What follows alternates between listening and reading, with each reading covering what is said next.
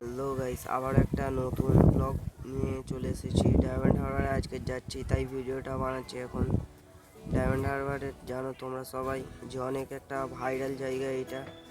এর কিছু ভাইরাল জায়গা দেখাবো, যেমন আই লাভ ডায়মন্ড। আমি ডায়মন্ড হারবারের বেশি ভেতরে যাব না, ডায়মন্ড হারবারের রোড দিয়ে টানা চলে যাব। রোডের ধারে নদীটা পড়ে বলে তোমাদেরকে ভিডিও করে দেখাচ্ছি, নইলে দেখাতে পারতাম না।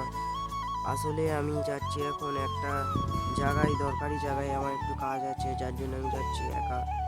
যেতে যেতে তোমাদেরকে দেখাচ্ছি এই সেই ভাইরাল জায়গা। এখানে সকাল বিকাল দুপুরে সব সময় ভিড় থাকে। আজকে কেন যে ফাঁকা জানি না।